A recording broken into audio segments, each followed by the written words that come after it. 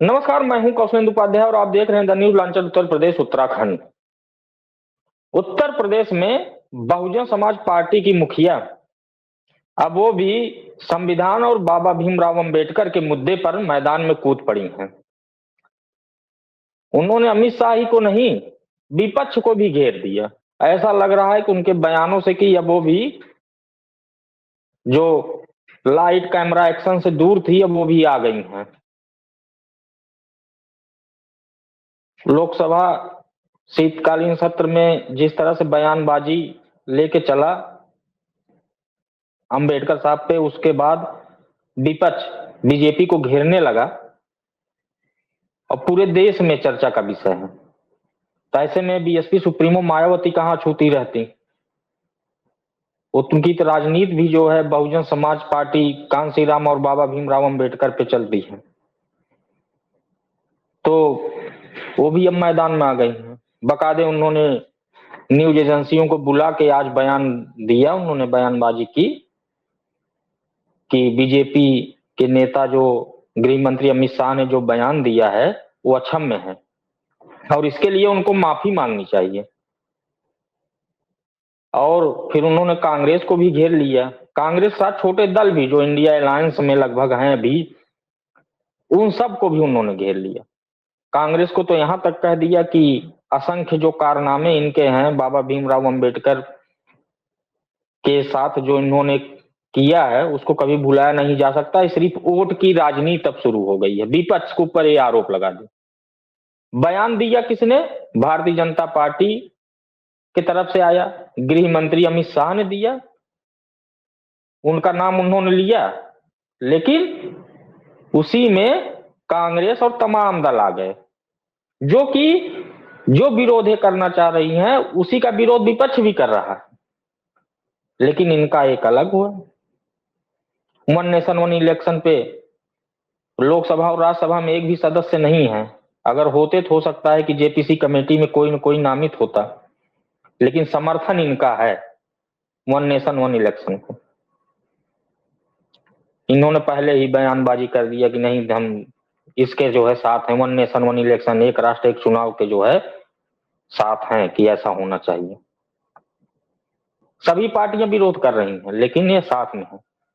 अब बाबा भीमराव अंबेडकर की जब बात आ गई तो भाई बोलना ही पड़ेगा। उत्तर प्रदेश में अभी जब उपचुनाव का रिजल्ट आया, जो 9 सीटों पे विधानसभा के उपचुनाव हुए, उसका जो रिजल्ट आया और इनका वोट परसेंट और इनके प्रत्याशियों को जो वोट मिले, उसके बाद से इन्होंने सिर्फ ये बयान दिया कि हम अब उपचुनाव नहीं लड़ेंगे। ईवीएम को और तमाम मुद्दों को इन्होंने घेरा, बीजेपी को भी घेरा, विपक्ष को भी घेरा। ज्यादातर इनका वार विपक्ष पे ही रहता है। अभी तक का जो देखा जाए रिकॉर्ड, वो अगर देखेंगे तो विपक्ष पे ही रहता है। कांग्रेस, सपा, बसपा सॉरी सपा और जो छोटे दल तमाम हैं उनको, यहां तक चंद्रशेखर रावण भी निशाने पर रहते हैं। लेकिन सत्ता पक्ष के साथ जब बात आती है, क्योंकि सरकार तो केंद्र में बीजेपी की है, उत्तर प्रदेश में भी बीजेपी की है, लेकिन इनका जो सवाल और जो इनका वार होता है वो विपक्ष पे होता है। तो क्या माना जाए इसको? ये तो कह दी कि नहीं ठीक है, माफी मांगनी चाहिए, ये कृत्य जो है अपमान नहीं सहेंगी। बाबा भीमराव अंबेडकर के जो बयान अमित शाह के द्वारा दिया गया, जिसकी क्लिप चारों तरफ फैली, विपक्ष इतना माहौल बना दिया, वो तो ठीक है। लेकिन अब जो है उस पे इन्होंने कहा, स्टैंड है क्लियर कि इस तरह के बयान जो है देना गलत है और बीएसपी जो है मैदान में उतर जाएगी। खुद इन्होंने कहा, आप इस पत्र में देखिए जो उन्होंने मीडियम बयान दिया, उसका पत्र भी इन्होंने जारी किया कि माफी मांगनी चाहिए और बाबा भीमराव अंबेडकर का अपमान बीएसपी नहीं सहेगी। सड़कों पे प्रदर्शन बीएसपी का आप देखते नहीं होंगे कि कहीं बीएसपी का प्रदर्शन हो रहा हो किसी मुद्दे को लेके। हम तो कई साल हो गया कभी नहीं देखें कि बीएसपी किसी मुद्दे को लेकर सरकार के खिलाफ सड़कों पे उतरी हो। हाँ, प्रेस कॉन्फ्रेंस के माध्यम से बीएसपी सुप्रीमो मायावती कुछ न कुछ बोलती रहती हैं, लेकिन उनके जो बयान है वो अधिकतर विपक्ष के ही ऊपर होते हैं, सत्ता पक्ष के ऊपर कुछ ही कम ही होते हैं, कम ही रहते हैं। जैसे जिस तरह से अभी संभल वाला मामला आया, हिंसा वाला, जिसमें 5 लोगों की जान गई, उसमें भी आप देख लीजिए। और अभी जो मामला आया बाबा भीमराव अंबेडकर को लेके, उस पे भी आप इस पत्र को देखिए कि इनका सवाल किससे है, ये किसके खिलाफ है, इस पत्र के माध्यम से आप समझ जाएंगे। जबकि बीएसपी सुप्रीमो मायावती की पार्टी 2007 से 12 तक, अभी हाल ही की बात कि 2007 से 12 में पूर्ण बहुमत की सरकार उत्तर प्रदेश में रही। लोकसभा में अच्छी खासे सांसद इनके हुआ करते थे, राज्यसभा में भी थे, और किसी भी मुद्दे पे बढ़ चढ़ के बोलती थी। इनके पार्टी के कुछ नेताओं को चुनिंदा किया गया था कि हाँ यही बोलेंगे, वो बोलते भी थे। लेकिन 2014 में लोकसभा का जो रिजल्ट आया, लोकसभा में एक भी सीट नहीं 2014 के इलेक्शन मिली। 19 के चुनाव में सपा और बसपा का गठबंधन, अखिलेश यादव और मायावती जब साथ आए तो उसमें 10 सीटें बीएसपी जीती, सपा 5 पे ही सिमट गई। उसके बाद फिर जो इलेक्शन हुआ 24 का, इसमें भी देख लीजिए यही हाल विधानसभा का। 2017 में जो विधानसभा का चुनाव हुआ तो उस समय 19 या 17 19 ऐसे कुछ सीटें थी विधायक की, उनकी जो जीते थे।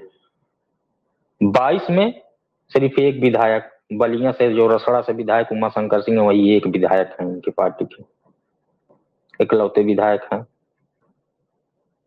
और न लोकसभा में कोई सदस्य है न राज्यसभा में। पार्टी कहां से कहां पहुंची थी और कहां आ गई है। कभी जब दलितों की बात आती है तो जिस तरह से विपक्ष घेरता है सत्ता पक्ष को कि दलितों के ऊपर अत्याचार हुआ, उस पर भी कुछ ही बोलती है, मुखर होके एकदम नहीं बोलती। यहाँ तक लोग ये कहते हैं कि इनके जो सवाल, इनके जो जवाब होते हैं वो क्या कांग्रेस के ऊपर होते हैं या सपा के ऊपर, अखिलेश यादव के ऊपर होते हैं। सत्ता पक्ष से सवाल पूछती ना सत्ता को ऊपर कभी ये बयान देती कि जिस तरह से सत्ता के खिलाफ हम लोग इकट्ठा होकर आवाज उठाते हैं, न ही इकट्ठा हो तब भी हर पार्टी जो विपक्ष में है वो सत्ता के खिलाफ आवाज उठा रही है। लेकिन उस तरह से बीएसपी सुप्रीमो मायावती काफी दिन हो गया कभी सवाल नहीं उठाए। आज मामला आया, इन्होंने बयान दिया कि हाँ अमित शाह ने जो बयान दिया है गलत है, बीएसपी ये बर्दाश्त नहीं करेगी, मैदान में उतर जाएगी। अब क्योंकि लग गया, उधर अखिलेश यादव बोल रहे हैं, राहुल गांधी, प्रियंका गांधी, लगभग सभी दल जो इंडिया अलायंस में एक समय थे सब बीजेपी के खिलाफ हैं। यहाँ तक अमित शाह को प्रेस कॉन्फ्रेंस करके सफाई देनी पड़ रही। जब इनको लग गया कि सब इसमें जो है कूद पड़े हैं, इन्होंने आज प्रेस कॉन्फ्रेंस करके 2 एजेंसियों को बुलाया, न्यूज एजेंसियों को, अपना बयान जारी कर दिया, ये पत्र जारी कर दिया। अब चुनाव तो 2027 में है, उत्तर प्रदेश में असेंबली के 1 सीट पे उपचुनाव है। उपचुनाव इन्होंने मना कर दिया है कि हम चुनाव अब उपचुनाव नहीं लड़ेंगे, बकायदे बयान जारी किए। लेकिन जो वोट प्रतिशत जो बीएसपी का घट रहा है, जो लोग हैं, अभी हाल ही में इन्होंने कहा कि जो पुराने बसपाई थे सबको जोड़ा जाएगा, फिर से उनको लाया जाएगा। ये मीटिंग हुई यूपी उत्तराखंड यूनिट की, बुला के इन्होंने मीटिंग किया, लेकिन अभी भी उस पर कोई काम हो नहीं रहा है। बीएसपी के जो नेता इनके साथ अभी लगे हैं वो भी कहीं कहीं जब मीटिंग होती तभी दिखते, नहीं कहीं कोई दिखता नहीं है। पुराने नेताओं में स्वामी प्रसाद मौर्य और नसीमुद्दीन सिद्दीकी, ये तमाम जो कद्दावर नेता बीएसपी के जो बोले जाते थे, ये लोग अब कहाँ हैं? सब कोई अलग हो गया है। उसका कारण क्या है? बार बार इनके ऊपर आरोप भी लगता है कि बीएसपी की जो मूवमेंट है उसको बीएसपी सुप्रीमो मायावती भुला दी हैं, उससे भटक गई हैं। जो कांसीराम की चाह थी, जो चाहते थे, उससे अब इतर काम करने लगी। ऐसे तमाम कई आरोप लगे और आज बीएसपी की स्थिति क्या है सब जानते हैं। आकाश आनंद को लाया गया, फिर उनको बैक कर दिया गया, फिर लाया गया, लेकिन सक्रिय राजनीति में आकाश आनंद अभी उत्तर प्रदेश में नहीं उतरे। फिर विधानसभा में जो रैली जो की है उसी के बाद वो उतरे नहीं। बहरहाल अब क्या बसपा का क्या भविष्य है, चलिए देर से ही सही, कम से कम बाबा भीमराव अंबेडकर के मुद्दे पे बीएसपी सुप्रीमो मायावती ने सत्ता पक्ष से आज कुछ सवाल किए और कुछ जवाब भी दिए, और ये चेतावनी भी दी कि बर्दाश्त नहीं किया जाएगा। बहरहाल आगे क्या होता है, क्योंकि हर जगह गठबंधन की राजनीति शुरू हो गई है, तो बीएसपी सुप्रीमो मायावती को भी अभी देखना होगा कि आगे के चुनाव में क्या स्थितियां होती हैं या किससे गठबंधन होता है। राजनीति तो शुरू है, ये सब जानते हैं कि दबी जुबान में कुछ न कुछ बीएसपी के नेता ये कहते हैं कि गठबंधन के बगैर चल नहीं पाएगी बीएसपी। अब आगे का कहां रास्ता खुला है ये तो आने वाला वक्त ही बताएगा। तब तक के लिए दीजिए इजाजत, नमस्कार।